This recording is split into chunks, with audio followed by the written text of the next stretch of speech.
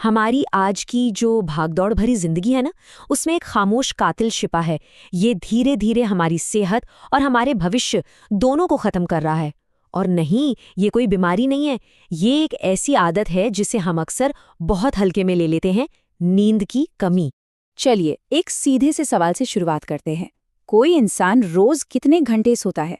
5 घंटे, 6 या शायद 7? ये जो जवाब है ना, ये सिर्फ एक नंबर नहीं है।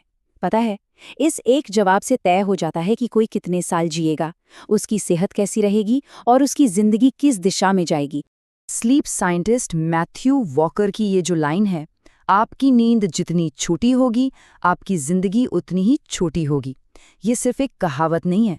ये 40 साल से ज़्यादा की साइंटिफिक रिसर्च का निचोड़ है।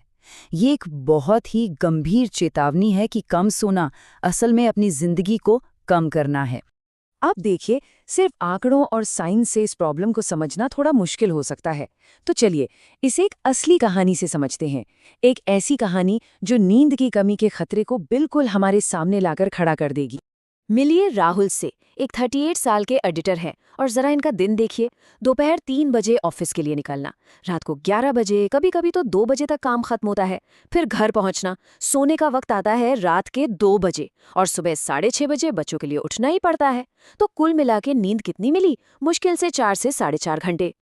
और इस रूटीन का नतीजा ये कि सिर में हर वक्त दर्द, पूरे बदन में एक अजीब सी सुस्ती और भयंकर चिड़चिड़ापन।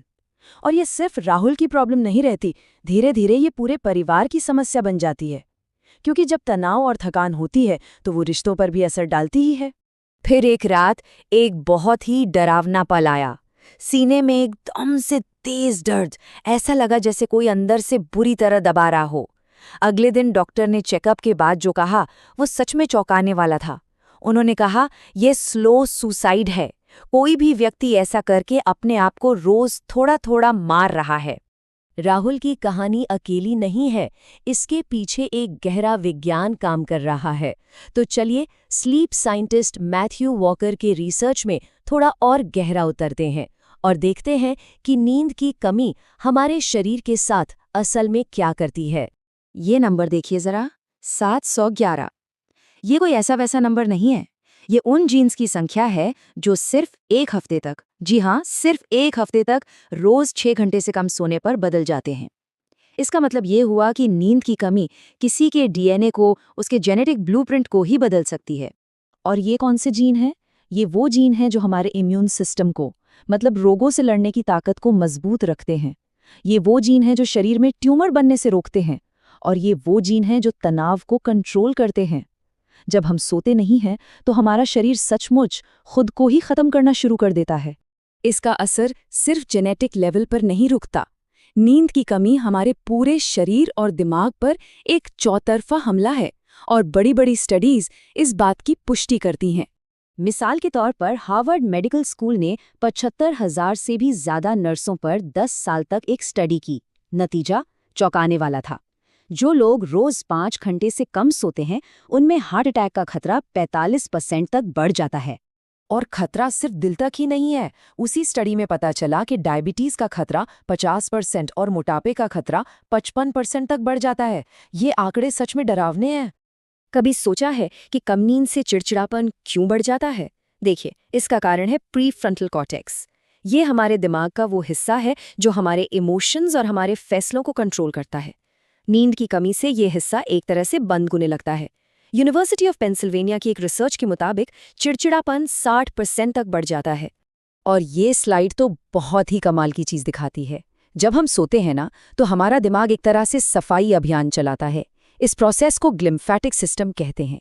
ये उन जहरीले प्लैक्स को साफ करता है जो आगे चलकर अल्जाइमर्स जैसी भूलने की बीमारी का कारण बनते हैं। अगर कोई सोता नहीं है तो ये सारा कचरा दिमाग में जमा होता रहता है। और अब सबसे खतरनाक बात, वर्ल्ड हेल्थ ऑर्गेनाइजेशन यानी WHO ने नाइट शिफ्ट के काम को संभावित कैंसरकारी माना है। मतलब इससे कैंसर हो सकता है। ऐसा इसलिए क्योंकि रात में जागने से शरीर में मेलाटोनिन का बनना रुक जाता है और ये वही स्लीप हार्मोन है जो कैंसर सेल्स को बढ़ने से रोकता है। आज का ये जो हेल्थ क्राइसिस है, ये असल में इसलिए है क्योंकि हम अपनी नेचुरल बॉडी और हजारों साल पुराने ज्ञान से बहुत दूर हो गए हैं।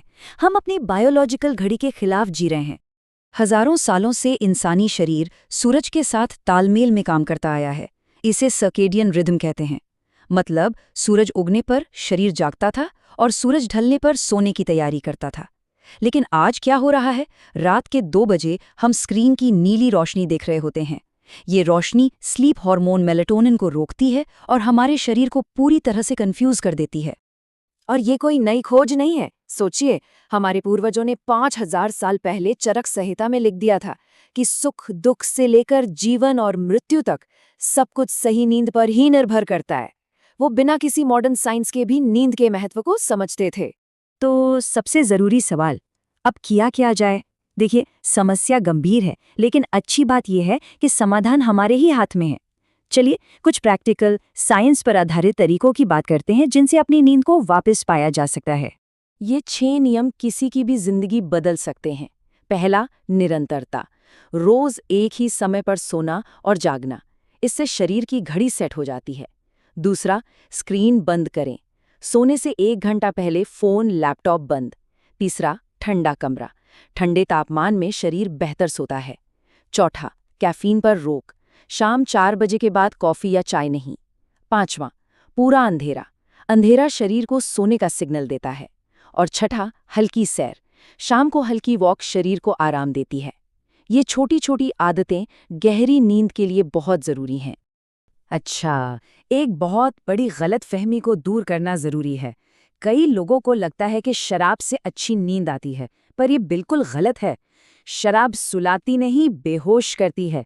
ये हमारी सबसे ज़रूरी REM नींद को ब्लॉक कर देती है। ये नींद का वो हिस्सा है जो हमारे दिमाग को इमोशनली हील करता है और इसीलिए सुबह उठकर थकावाई महसूस होता है। तो अंत में एक बात बिल्कुल साफ है, नींद कोई विकल्प या लग्जरी नहीं है, ये एक जैविक जरूरत है, ठीक वैसे ही जैसे हवा और पानी। तो सवाल बस ये है कि इस जानकारी के बाद आज रात अपनी सेहत के लिए कौन सा एक बदलाव किया जा रहा है।